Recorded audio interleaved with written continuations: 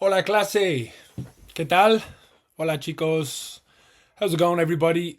You're very welcome to our hour-long masterclass for Spanish for the Aural exam. That's your listening comprehension. The main focus for the class today is going to be the Aural exam, the listening comprehension section of your paper. But we will also, should have a bit of time at the end. I wanted to go over from our Easter revision course. Wanted to go over a little bit of written practice, writing practice, okay? Because I know it's something that we all struggle with. The chat is open, okay? The class is live. It's interactive. Any questions at all, please don't suffer in silence. Drop them in the chat, and I'll be more than happy to give you a hand or give you a bit more explanation, whether it's about, specifically what we're talking about at that moment in the class, or if it's a piece of grammar or something that you've seen in your class with your own teacher or at home studying and it's causing you a few problems, you didn't quite understand it, drop it in the chat and I would be more than happy to help. We'll go through any extra explanations, anything at all that you need. Okay? Firstly, I hope you had a nice Easter break. We've got around 6 weeks, maybe 5 weeks, I think, 5 or 6 weeks left until the actual exam itself, until the junior cert exam, well, depending on where it is in the timetable, but until the exams kick off. Okay, so I think it's a really good idea, if we haven't already, to get an idea of where our weaknesses are. Okay, maybe you haven't looked at your mock exam in a couple of weeks, but any areas that you felt were weaknesses, so if you really struggled with the listening comprehension, let's try and rectify that and turn that weakness into a strength. And I'll talk to you a bit about ways you can study and ways you can improve for different sections of the exam. If you're somebody who thinks your vocabulary isn't great, you're constantly hearing words, whether it's in the listening comprehension or you're reading words in the reading comprehension, and they're causing you problems that you don't know them, we can talk about ways to improve your vocabulary as well. Or maybe the written section was your weakest point and we need to maybe work on a little bit of grammar. Maybe it's the past tense or the future tense or even your present tense verbs. Okay, but there's a solution for any sort of problem that you're having, so please let me know if there's any way I can help, anything additionally that you need for your study over the next couple of weeks, whether it's independent or the work that you're doing in class, if anything isn't clear. Vale? All I'm saying is vale, which means okay in Espanol. Okay, so any questions, drop them in the chat and we'll take a look at them over the next hour. Okay, we're not going to have time for a break. We're going to fly through it. So if you have a pen and paper to hand, I think that would be really useful. It might be a bit of vocabulary that you need to fill in because we've got a couple of blank spaces in the vocab we're going to look at first of all. Or it might be a little bit of an explanation when we talk about the grammar or just in terms of the exam itself and exam strategy. Vale, chicos. Right, let's kick things off. So the main focus will be the oral exam, and we're going to look at some vocabulary that I think is really important for the listening comprehensions. Okay, we've got a wide range of vocab, and we'll talk about 2 specific questions that are guaranteed to come up, so we can prepare really well for them. But in general, we've a bit of a wide range of vocabulary for the listening comprehension questions. I've tried to kind of shorten it down where possible, but the vocab included in this note isn't an exhaustive list. Okay, but I'll talk to you about that now in a second.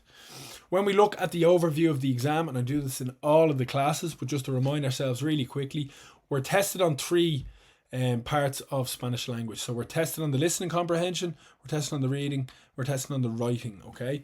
And you can see 7 questions, 8 questions, and 3 questions. And the written work is actually the lowest value. That's the lowest value section in the junior cert, okay? Which is great for us because I feel like it can be the hardest section for a lot of students. The listening is worth around 39%, 39 for the reading, and then 22 for the written work. Now that doesn't mean that we shouldn't work consistently on all 3 of these when we're doing our study over the next couple of weeks. Okay, but I think it's a really good idea to find out where our weaknesses are. So you might take another look back at your mock exam and see in which section, did you lose the most marks, or what were the mistakes that we were making. Maybe it was your verbs, maybe it was your adjectives and making sure they agree. So I think a conversation with ourselves and maybe our teacher is really good to get an idea of where we need to focus. If we talk about our study tips, so if you haven't already, it's never too late to find a way that works for you, okay? So our vocabulary is useful across the board. In our reading comprehensions, our listening comprehensions, and of course in our written Spanish as well. So vocabulary is key to everything we do in the Junior Cert Spanish exam.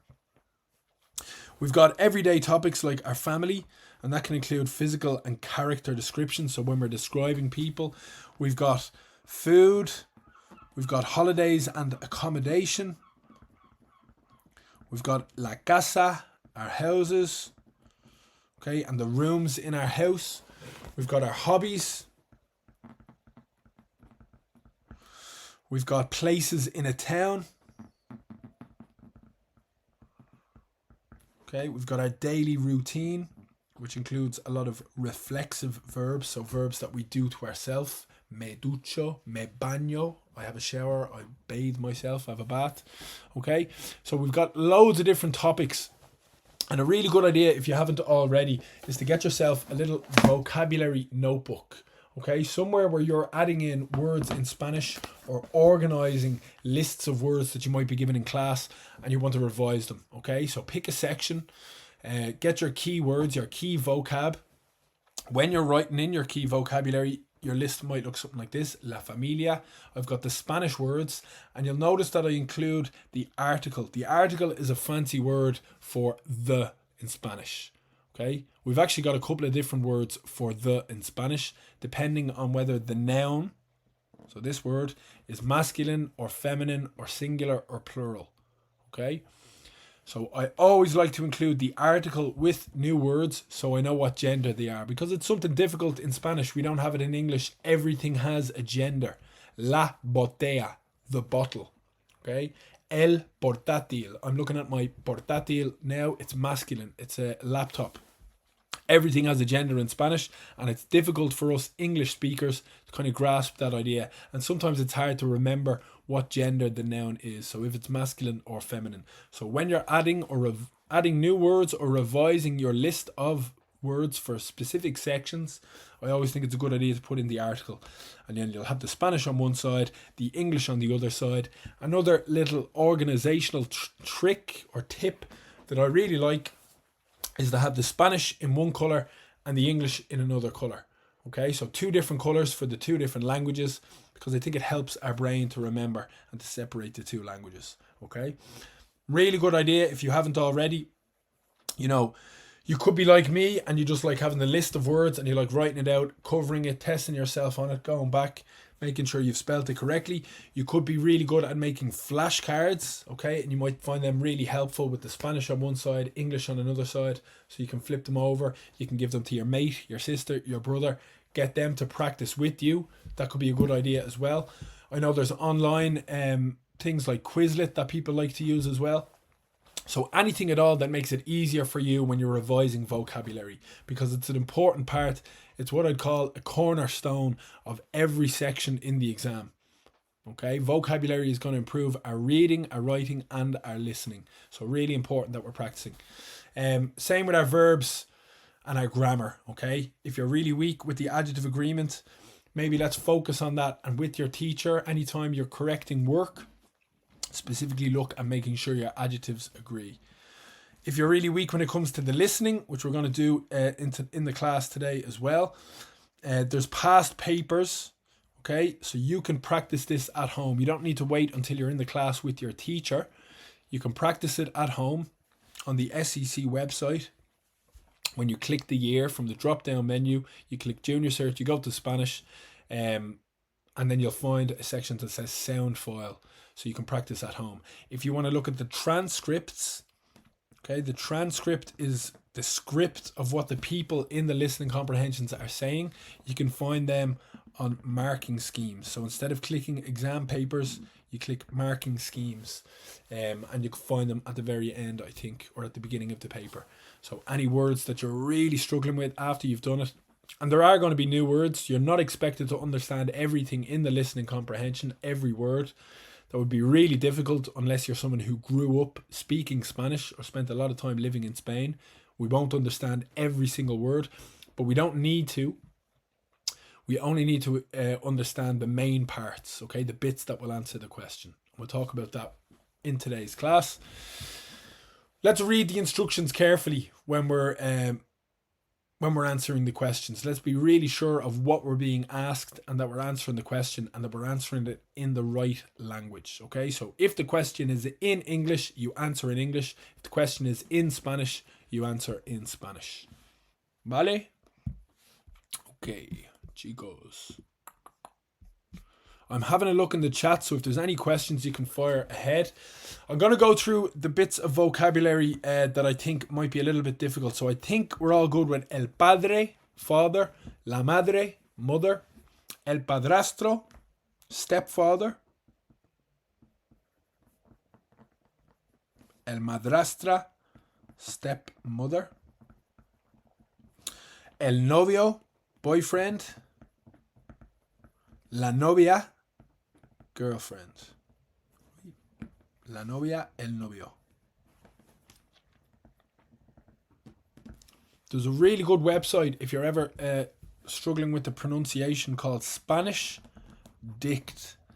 And you can type in any word in Spanish or English, so it's a dictionary, but it will also give you the option to hear the correct pronunciation, which is really useful for our listening. El hermano. Remember, in Spanish, we never pronounce the H, okay? It basically doesn't exist. It's there, but we don't say it. El hermano, brother. La hermana, sister. And you could probably guess what these two are based on the words above. So, el hermanastro, step brother. And you guessed it, la hermanastra, step sister. El tío, uncle. La tía, auntie. El primo, cousin. La prima, also cousin. And I think you could probably guess what the gender of this cousin, el primo, as opposed to this cousin, la prima, is. So el primo is a cousin who's a boy or a man. La prima is a female cousin. El sobrino, nephew. La sobrina, niece. El abuelo, grandfather. La abuela, grandmother. El bisabuelo is your great granddad. So your great grandparents, your bisabuelos. Perdón.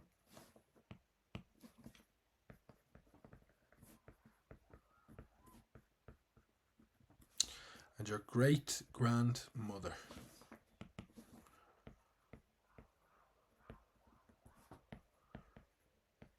El nieto is a grandson. La nieta, granddaughter. And then menor, mi hermano menor. So it would go after. Mi hermano menor would be my little or younger brother. Mayor is the older brother. Mi hermano mayor. Same for mi hermana mayor. A gemelo is a twin or gemela. Okay, so that's if you're a twin. Soy gemelo. I'm a twin. ¿Qué tal? Todo bien. Okay, we're all good.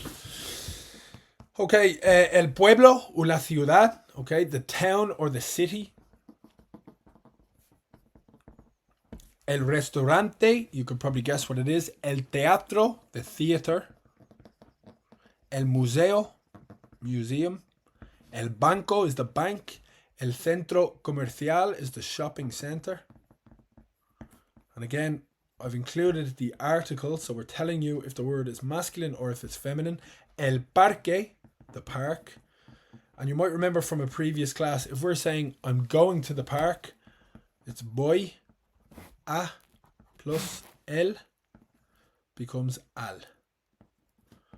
So a, I'm going to, voy a el parque, it changes to voy al parque. And that's the same for any noun that's masculine. El cine, the cinema. El supermercado, the supermarket.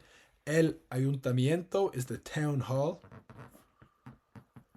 El aparcamiento is the parking lot, the car park, I suppose. I went very American. The car park. El estadio, the stadium. El castillo, the castle. So maybe it's an old town and you have a castle there. La farmacia, the pharmacy. La biblioteca, the library. La libreria is the bookshop. So it's a false friend. It looks like it would mean library, but it's a bookshop. And la iglesia is the church. Vale? Muy bien. If you're talking about what's in your town, and you might hear this in a listening comprehension as well, you might hear this word hay. Okay, there is or there are. So it doesn't matter if the word is plural or singular. It's the exact same in Spanish. There is hay. So hay muchos jóvenes. There are a lot of young people. Hay mucho ruido. There is a lot of noise. So it's the same word. It doesn't matter if the thing is masculine or feminine, or perdona, if it's singular or plural. We spoke about that the last day, but I just wanted to remind you before we look at the listening comprehensions in today's class. If we're talking about la ropa, which means clothes, okay, and it's singular in Spanish, you don't say las ropas, it's always singular. La ropa. Un vestido is a dress. Un abrigo is a coat. Un pijama, is a pajamas. Un pantalón corto, shorts. Un impermeable is a rain jacket. Un traje is a suit. Un traje de baño is a bathing suit or swimming suit. Unos vaqueros are jeans. Una camisa is a shirt. Yo llevo una camisa. I'm wearing a shirt. Una chaqueta, a jacket. Una sudadera con capucha is a hoodie. A sweater with a hood, a hoodie. Unas chanclas, flip-flops.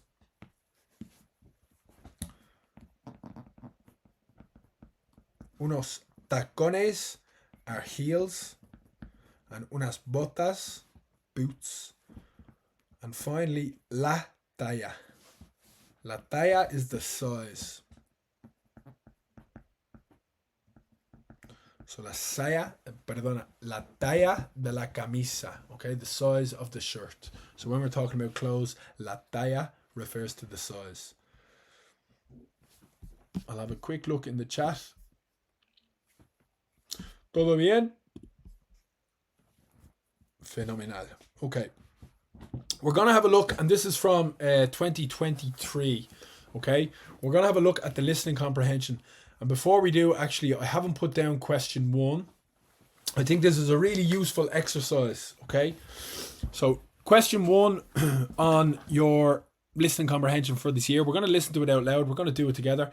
Normally, you're going to hear it 3 times, okay? We might just do it once, maybe twice if we have the time, okay? We'll see how we get on for the listens. But in the exam, and when you're practicing at home, I think it's a really good idea.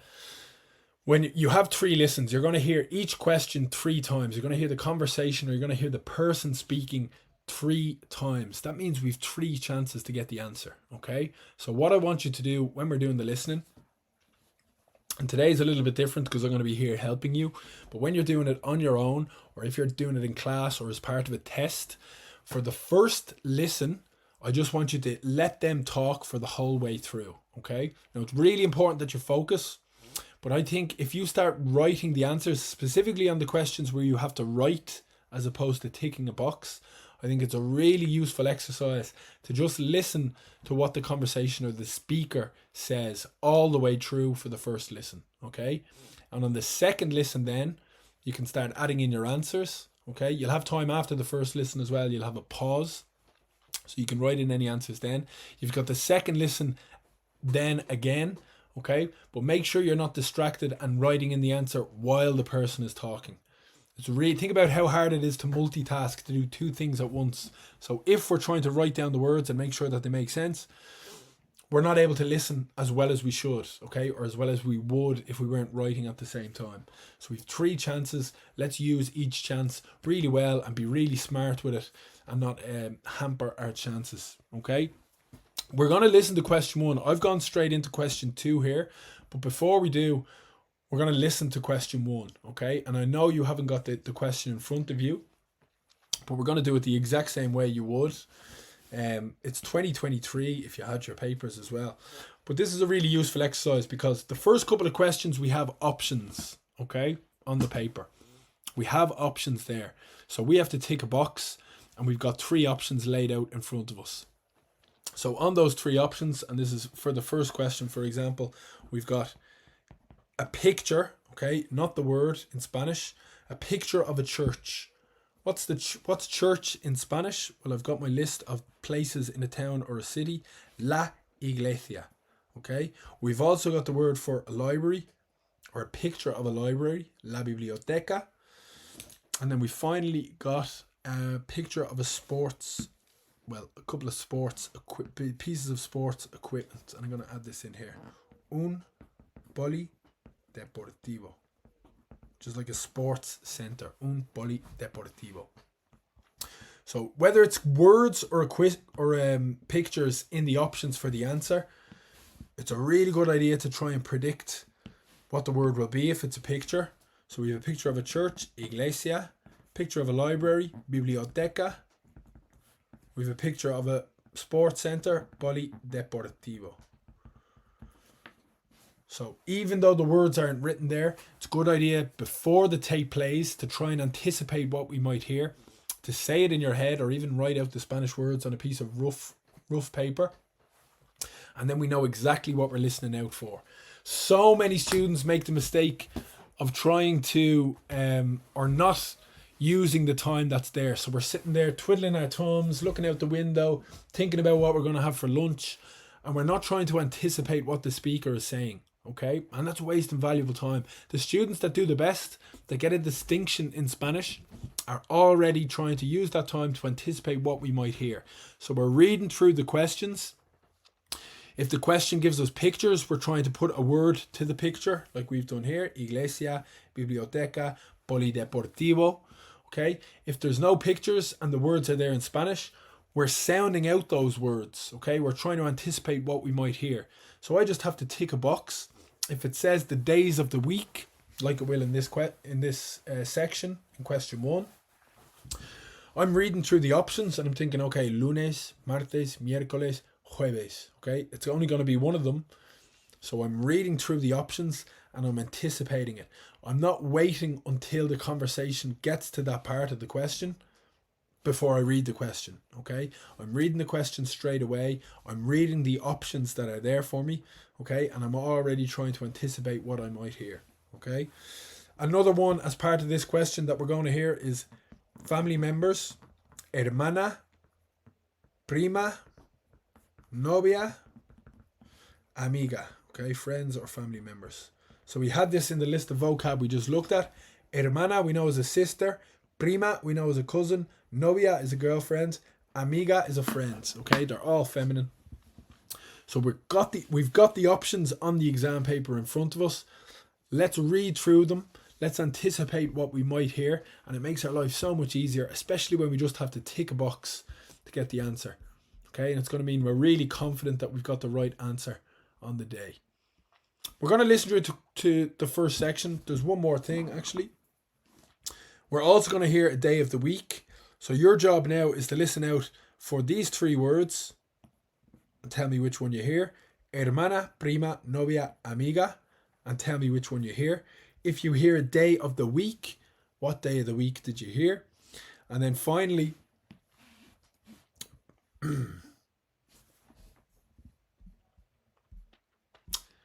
It's not part of the questions, but it might be a good exercise if you're feeling really confident, because I won't give you the options. What school subject do you hear?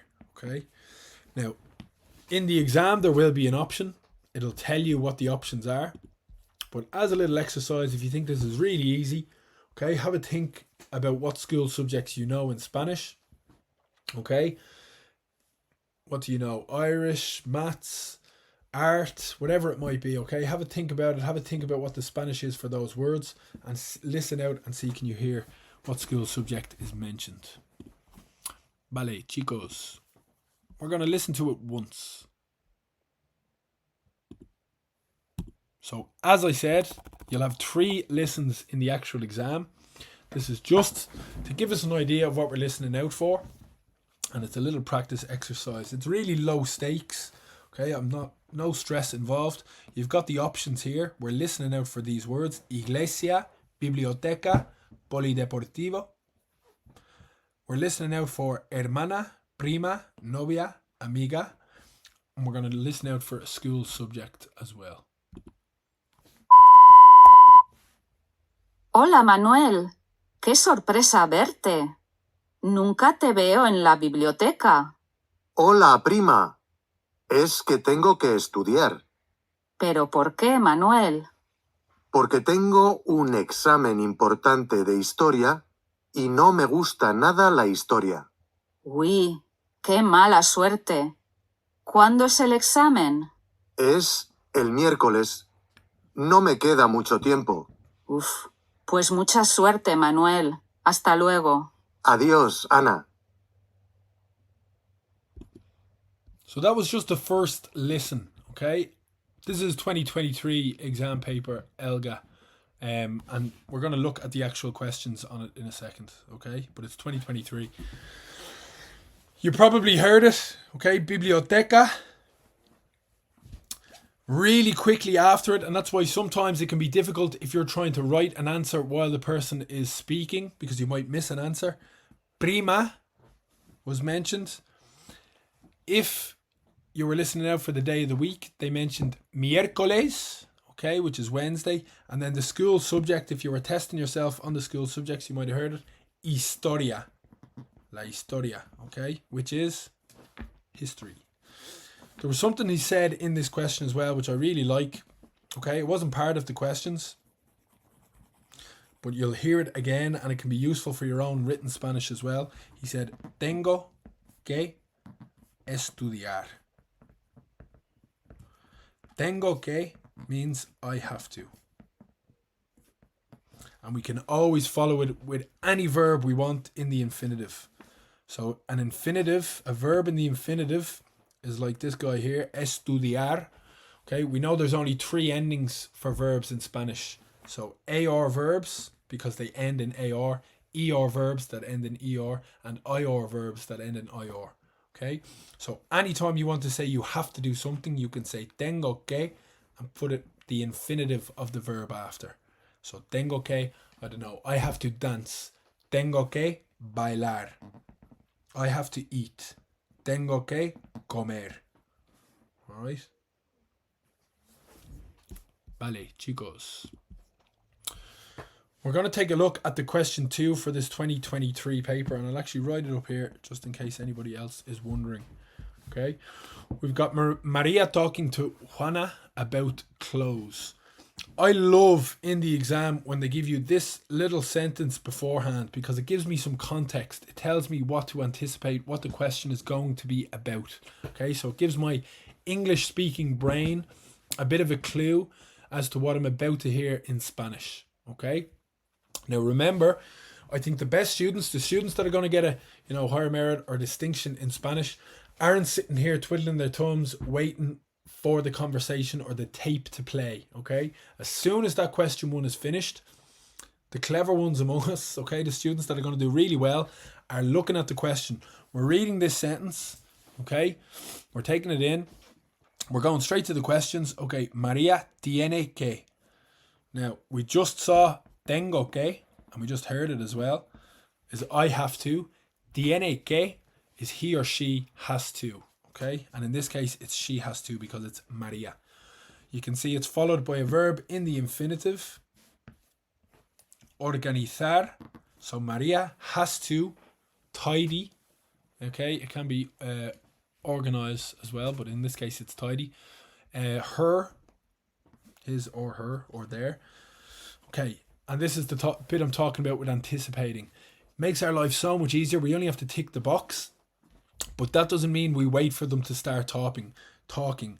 We read through these options, okay? Cocina, kitchen, dormitorio, bedroom, armario, wardrobe, salon, sitting room.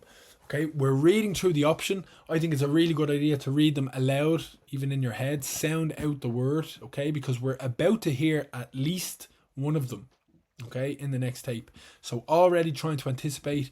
And even if you don't recognize, one of these words as an option, have a go at sounding it out in your head. Think about how it might sound.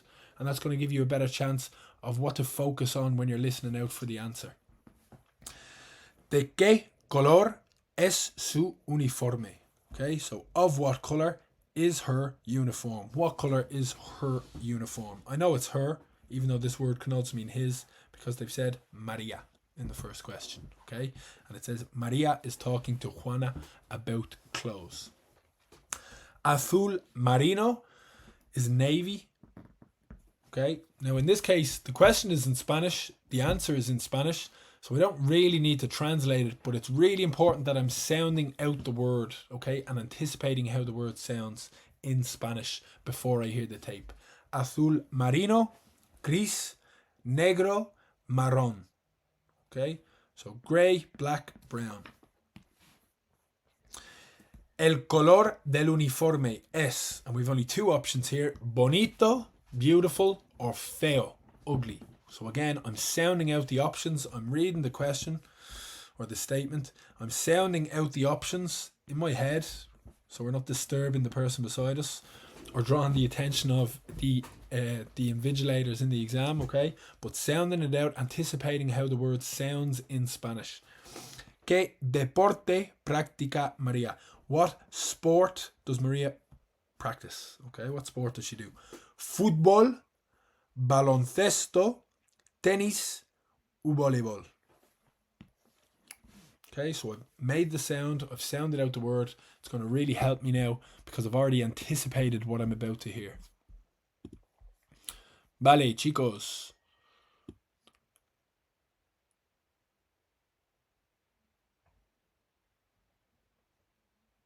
We're going to just listen to it once as well for this one. Okay, you'll get 3 listens in the actual exam. In the next couple of questions where we actually have to do a bit of writing, we listen to it more than once. Okay, but I'm just conscious of the time for today's class. ¿Vale? Mira, Juana, tengo que organizar mi armario. No puedo encontrar nada. Y me he comprado algo de ropa nueva hoy. Pues aquí estoy yo para ayudarte.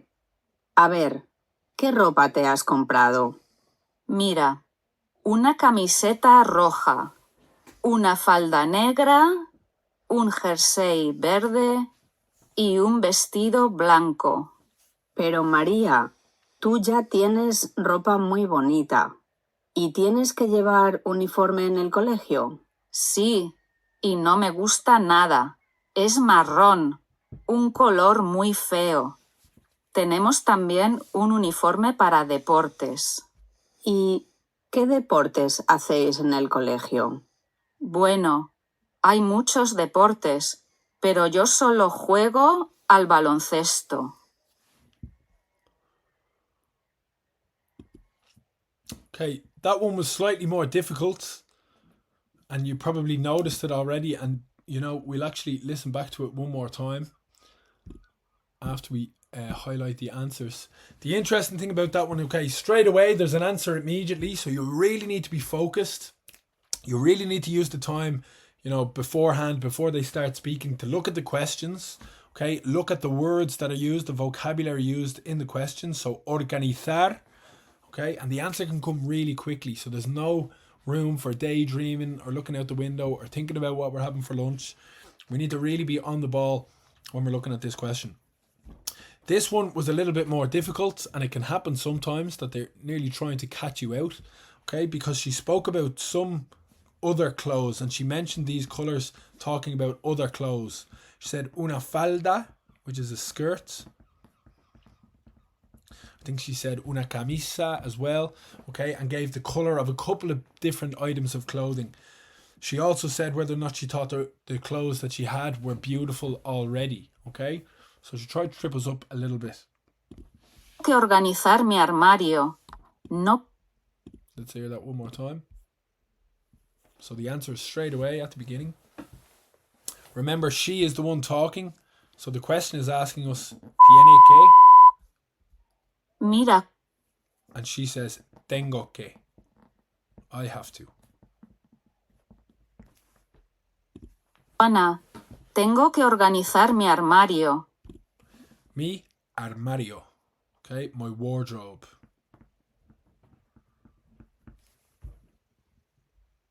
Now, listen to the next bit.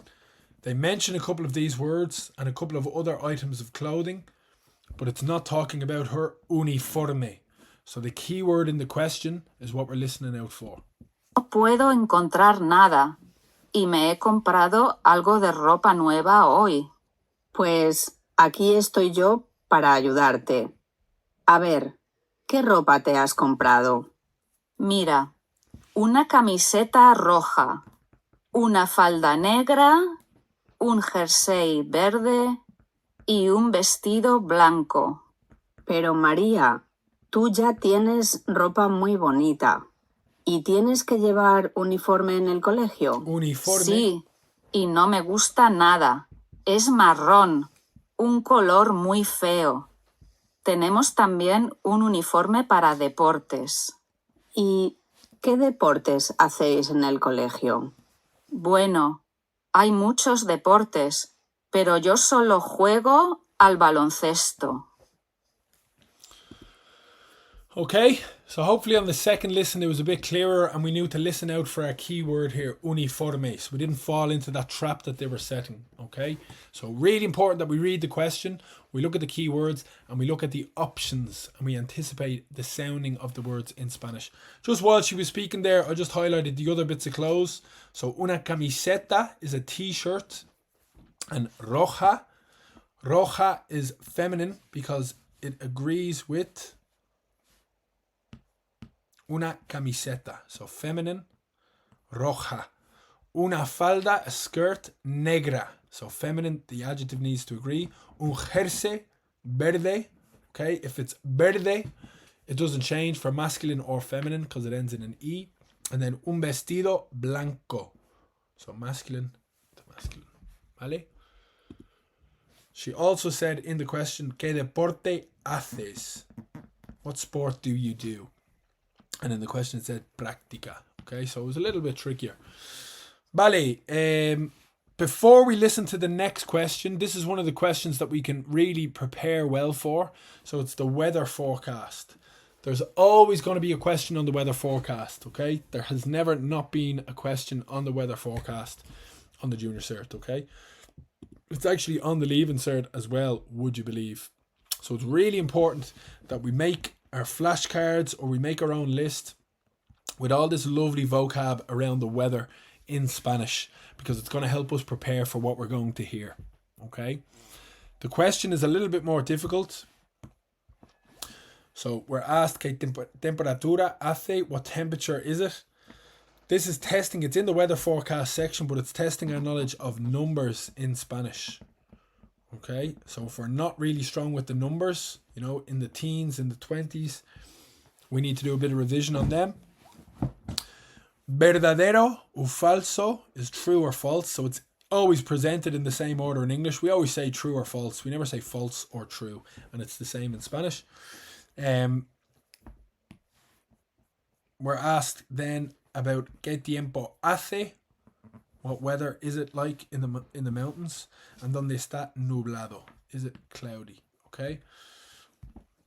We're going to take a look really quickly at the different vocab around the weather forecast in Spanish. So you'll see this with a lot of them. They use the verb hacer, which is to do or make. but they use it really frequently in Spanish to talk about the type of weather. So we translate it as it is. So it is sunny, hace sol. Okay, we never say es sol or está sol. Doesn't really work. We say hace sol. It's hot, hace calor. Remember, we don't pronounce the H. Hace frío, it's cold. Hace viento, it's windy. Hace buen tiempo, the weather is good. Hace mal tiempo, the weather is bad. When we have two L's in Spanish, like when we're talking about our name, me llamo, we say llueve. Okay, so it makes a Y sound. Llueve. It's raining. Llueve. Nieva, it's snowing. Está nublado. Sometimes it can sound like that E isn't there and it's just está. Está nublado, it's cloudy. Está or está despejado. The J makes a sound. Despejado. Despejado. Hay tormenta. So hay, we saw it earlier, is there is or there are. So there is a storm. Hay tormenta. Hay niebla. There is fog. Hay granizo. There is hail. El sol. La lluvia. Because it's a double L. El sol. La lluvia. La nieve. The snow. El viento. The wind. La tormenta. The storm. El cielo. The sky. Y la temperatura. The temperature. Okay, I love this question because it's so predictable and we can prepare for it really well and get full marks in the section if we know the vocab around weather, if we know these couple of verbs as well, just because you might hear a few now while we're listening to the tape. They're often in the future tense because a pronostico is a weather forecast. Okay, it hasn't happened yet, so it's often verbs in the future tense. So like we saw, a lot of them use hacer. Hace frío, hace sol, hace calor. So in the future tense, the verb hacer is hará. Okay? And I always go as if I'm heading the ball in Spanish because this accent on the A is there to put the stress on that syllable. Hará. Okay? That's a bit exaggerated, but you get the idea. Habrá. There will be. Haber. Okay? Haber is the verb that we see in this. Hay tormenta, hay niebla, hay granizo. Okay, so if I wanted to put any of them in the future tense, it would be habrá niebla. Okay, there will be fog. There is fog, is hay niebla. Future tense, habrá niebla. Vale? It will be, estar. We're familiar with this guy. Estará. Okay, there. It will be, estará. Vale? Perfecto. Okay. So we're going to have a listen to question 3. It might not be question 3 on the day. It could be question 4. It could be question 5. It doesn't matter. It will be there. So don't worry if you don't hear it straight away. Before we listen, I'll have a look in the chat. Estamos bien. We're all good. Todo bien. Fenomenal. Okay. So remember, the people who are going to do really well in the listening section are already reading through the question, the instructions, and the options, okay? Doesn't matter if it's tick the box, you have to write the question. So we know we're going to hear a weather forecast. The question says, ¿Qué temperatura hace? What temperature is it? Escribe el número. They've done one for us. So Madrid is off the table. León, Barcelona, Alicante. Okay, so that's our key words we're listening out for. Temperatura en grados just means in degrees. You could probably guess. En Cádiz or en Cádiz, hace mucho sol. Okay, it's very sunny. Hace mucho sol. True or false? ¿Qué tiempo hace en las montañas? Nieva, so snow. Hace frío, it's cold. Bit of a weird one, okay, because nieva is it's snowing. Hace frío, it's cold. Normally it has to be cold to snow, but all will be revealed. ¿Dónde está nublado? Okay, where is it cloudy? And I'm reading through the options, and this one is really important because we got two really similar words in Spanish. So el norte is the north, el sur is the south, el este is the east, and el oeste. El oeste. Okay, that O beforehand nearly rolls off the tongue. El oeste. Okay, so really careful. Vale, chicos, escuchamos. Let's listen. Question 3, 2023. I think we'll definitely listen to this one for 2 times. In the exam, it would be 3, remember, okay? But I just don't want you, especially for the first question, because we'll have the numbers. We're listening now for the city. We're also listening now for the numbers. So it can get a bit difficult. And I don't want you to feel you have to write the answer while the person is talking, because that's a really bad habit. We want to listen carefully. So let's listen the full way through first. Let's pinpoint where we think the answers are. And in the pause between the first and second listen, then we can fill in a couple of the answers. So you might be doing it at home with the papers, or you might just have a scrap of paper. Whatever works for you.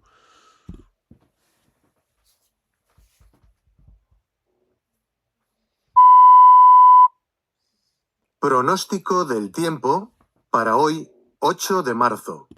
So all he said at the start was el pronóstico. Pronóstico is a word for weather forecast in Spanish.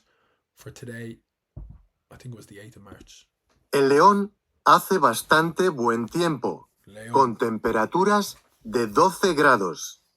En Madrid, la temperatura es de 15 grados. En Barcelona, 18 grados. Y en Alicante, llegará a los 20 grados. En Cádiz, hoy, hace mucho sol. Por el contrario, en las montañas hace frío y mucho viento. Está nublado en el oeste del país.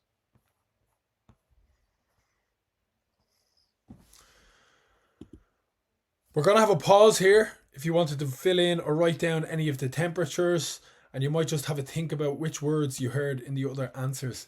This was a lot quicker, okay? So we need to be focused. We need to make sure that we're not daydreaming, our attention isn't slipping, and it can be quite hard to stay focused for the whole time, okay? It takes a lot of what's called, I'm going to just say brain power. ¿Vale? Pronóstico del tiempo para hoy, 8 de marzo. En León hace bastante buen tiempo, con temperaturas de 12 grados. 12. En Madrid, la temperatura es de 15 grados. En Barcelona, 18 grados. Y en Alicante, llegará a los 20 grados. Okay, I'm pausing it there just to fill in the answers. We had 12, which is 12. 15, it's 15, it's already given there. 18 was 18. And then llegará, he said, llegará. Okay, so llegar is to arrive. It will arrive, or it will reach. Llegará 20 grados en Alicante. Okay, it'll be 20 degrees. En Cádiz, hoy, hace mucho sol. Por el contrario, en las montañas hace frío y mucho viento. Está nublado en el oeste del país. Sorry, the last one was blocked there. He said, está nublado en el oeste del país, in the west of the country. Okay?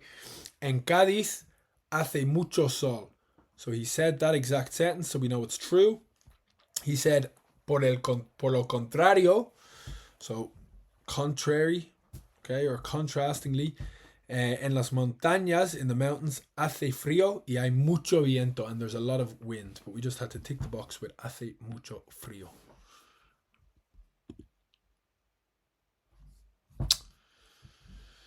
Mia, it's not in the plans at the minute, but is it something that you think would be useful? I'd love to hear some feedback on things like that, because we can definitely do more frequent classes if you think it would be useful.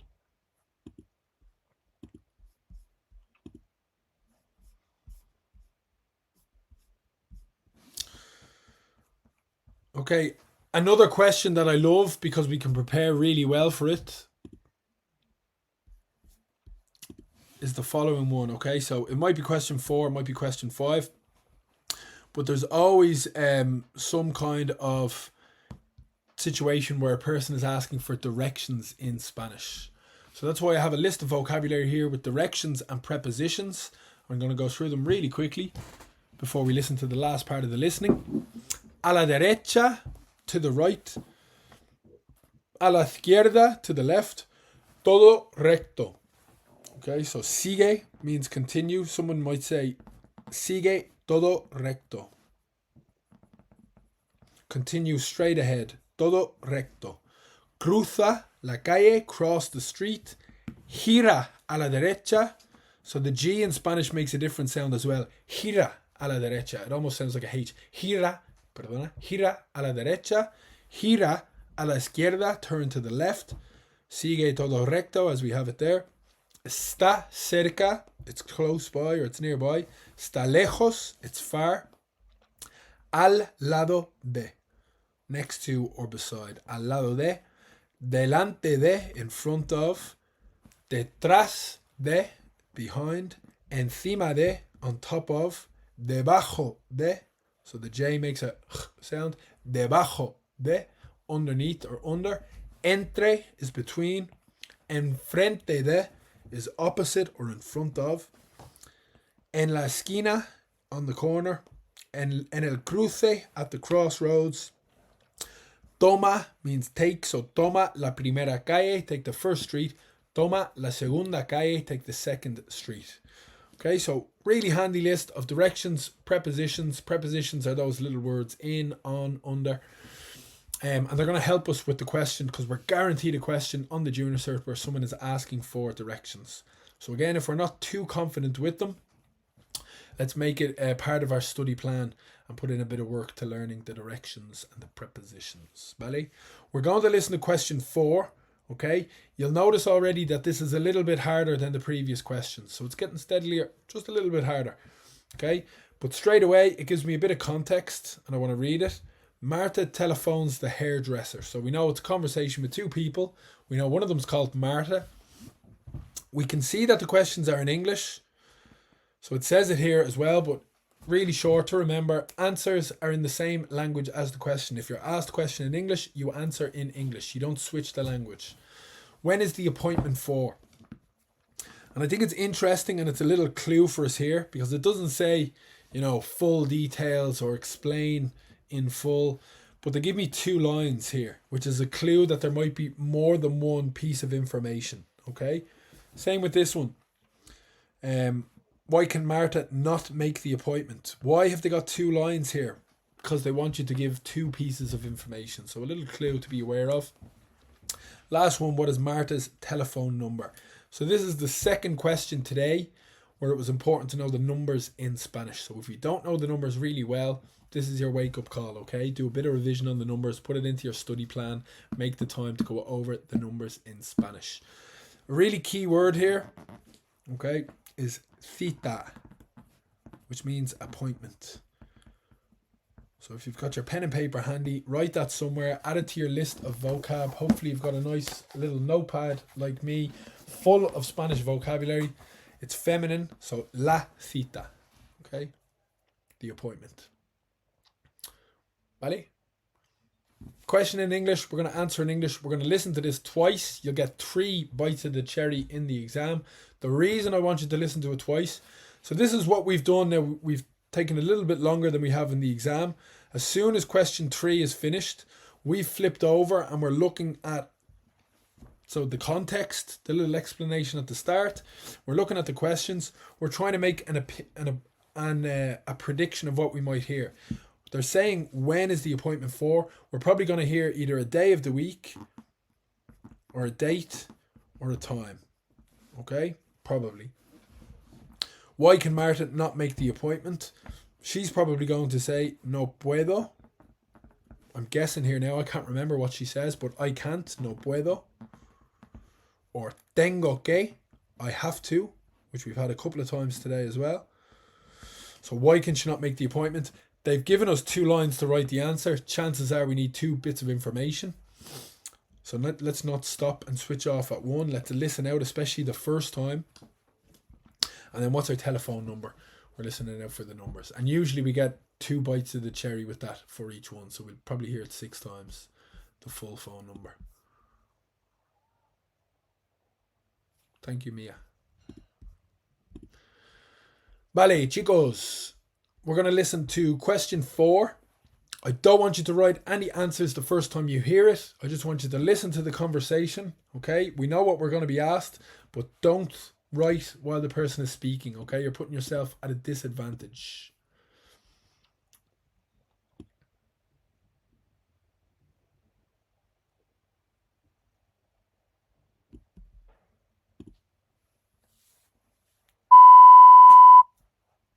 Hola, soy Marta Fernández. Hola, Marta. ¿Qué tal todo?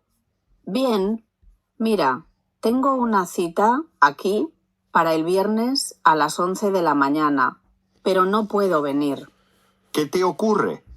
Es que a esa hora tengo que ir al médico porque me duele muchísimo la garganta. No pasa nada. ¿Cuál es tu número de teléfono, Marta? Así te llamo con una cita nueva. Vale, es el 984236751. El 984-236-751. Muy bien. Te llamaré más tarde con otra cita nueva. Vale. We have a chance now to write in any answers that we're sure of, and hopefully we've anticipated or pinpointed. Hola, soy Marta Fernández. Hola, Marta. ¿Qué tal todo? Bien, mira, tengo una cita. I'm just going to pause it there for 1 second because I want to give the explanation, and I don't like talking while the tape is playing. That pause, you could see the length of the pause there. It's around 30 seconds, okay, to put in your answers in between. Sorry, it's less than 30 seconds to put in your answers between listening to the tape, okay? You can listen the full way through, but don't speak or don't write while the person is speaking because you're going to miss bits of information, okay? Now, after the second listen, okay, maybe you have a better chance if you didn't fill in any when the pause was in between the first and second listen. After the second listen, hopefully you're able to clarify, and then we've the third listen to check, but we're going to listen one more time. Aquí para el viernes a las 11 de la mañana, pero no puedo venir. ¿Qué te ocurre? Es que a esa hora tengo que ir al médico porque me duele muchísimo la garganta. No pasa nada. ¿Cuál es tu número de teléfono, Marta? Así te llamo con una cita nueva. Vale, es el 984-236-751. El 9. I'm going to pause it there, okay? But you can see that you get to hear, in each listen, you'll hear the phone number repeated twice, okay? When is la cita para? When is the appointment for, okay? And she says, this Friday a las 11. So she says, viernes a las 11 de la mañana, okay? So Friday, we're answering in English, el viernes, Friday, 11 a.m. or 11 in the morning. Why can she not make this appointment? And the predictions were good. She said, no puedo venir. I cannot come. No puedo venir. Porque tengo que ir al médico. She has to go to the doctor. To the doctor. Why does she have to go to the doctor? She said, me duele muchísimo la garganta. Me duele la garganta. She said muchísimo, which just means a lot. Okay, loads. You might have heard people in Spain, whether on your holidays or, maybe in your classroom. Muchísimas gracias. Okay, thank you so much. Muchísimas gracias instead of muchas gracias. And then we had la garganta. So her throat. Her throat is really sore. I can't spell in English. Throat. Me duele. It hurts me. La garganta, her throat hurts a lot. So if they've got two spaces, think there's a reason for that. They're looking for two pieces of information. Her telephone number, 984-236-751. ¿Vale? And you had 6 times in total you would have heard that. Okay? We're not going to have time to go through question 5, but it's 2023. You've got the prepositions and directions here. You've got a lovely list of the vocabulary. So it might be a good idea now to strike while the iron is hot. If you're looking to do a bit of extra study, maybe you could practice with that one. And remember what we said. We know from the context, he's asking for directions. We're reading the question carefully. It's in English, so we're answering in English. What directions? Look at these 3 spaces there. So maybe there's 3 pieces of information you're being asked. On the first listen, let it play the whole way through. Don't write while they're speaking. Write in the pauses in between listens. Okay? That's my advice. Chicos, muchísimas gracias. So thank you so much.